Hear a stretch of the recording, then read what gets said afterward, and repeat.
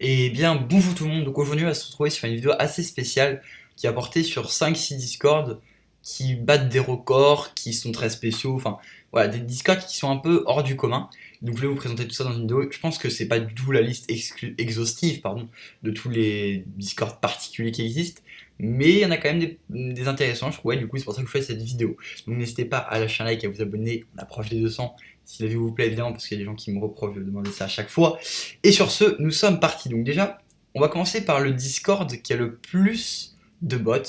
Donc projet lancé par je ne sais qui, mais qui rassemble donc la modique somme de 1245 bots.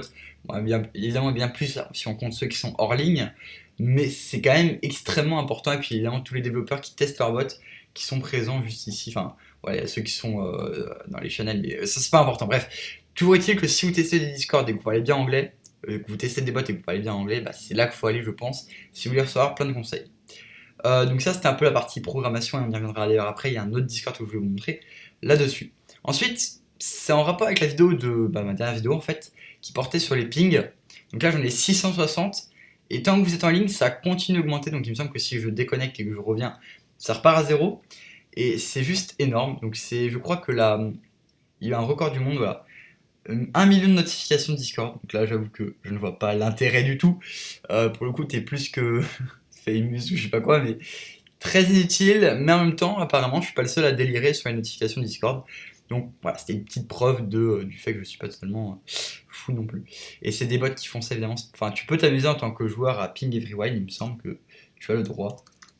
Attendez, je teste parce que du coup, est-ce qu'on peut? Ah non, on ne peut pas. Bah, c'est pas logique, mais c'est pas grave. Donc voilà, toujours est-il que si les gens veulent se faire ping, bah allez-y, c'est gratuit. Bon, évidemment, vous avez intérêt à être en mode hors ligne parce que sinon, c'est un peu craignos, mais bon. Ensuite, je voulais passer au Discord Fortnite. Donc là, on me dira qu'est-ce qu'il y a de spécial sur ce truc. Tout simplement le nombre de personnes qui sont en ligne et qui tout simplement sont en Discord, quasiment 180 000, c'est juste énorme. Donc il me semble d'ailleurs qu'il y avait un problème, il y avait une sorte de limite et que Discord a fait une update pour régler ça. Maintenant je pense qu'on peut être bien plus que 177 000, mais évidemment tout ça reste à voir. Et évidemment si vous êtes anglophone, pour trouver une partie là-dedans c'est extrêmement simple, vous voyez le nombre de gens qui sont en ligne en train de parler maintenant là, et c'est abusé. Donc voilà, petit voilà, Discord qui bat des records, quand même un nombre de joueurs extrêmement imposant. Sur ce, je voulais juste aussi parler des Discord des développeurs. Donc là, il faut savoir que c'est un Discord qui est fermé. Je ne peux inviter totalement personne. Donc j'essaie de vous trouver le lien pour le mettre dans la description, mais c'est très compliqué. Et il se trouve que c'est un Discord qui à l'époque en fait parlait des mises à jour, etc. qui datent du coup du 2 février 2016. Pour vous dire, à l'époque, regardez, ils étaient en train d'ajouter des serveurs aux États-Unis même. Ils n'étaient même pas encore si internationalisés que ça. Donc ça vous montre à quel point le Discord a bien évolué depuis l'époque. Puis en plus maintenant dès qu'il y a une mise à jour, bah, on est tous au courant directement par un petit message sur l'application, alors qu'avant ce n'était pas le cas. Et c'est pour ça que maintenant ils l'ont fermé, puisque ça ne sert plus à rien d'avertir les gens sur le Discord. Donc plus personne ne rejoint, il est en train de lentement mourir, on a à peu près 50 000, mais ça baisse tout le temps. Et là-dedans ils ont mis plein de petits Discord utiles donc pour rapporter les bugs, pour faire des petits... voilà, si on a des idées à leur proposer, bah, c'est là-dedans qu'il faut aller. Là-dedans, il y a des trucs avec l'API, donc encore une fois, la programmation. Et tout ça est en anglais. Donc si vous parlez pas anglais, ça ne sert strictement à rien ce que je vais vous montrer. Donc allez quitter la vidéo et puis voilà. Mais bah, je vais vous montrer quand même. C'est toujours intéressant à mes yeux.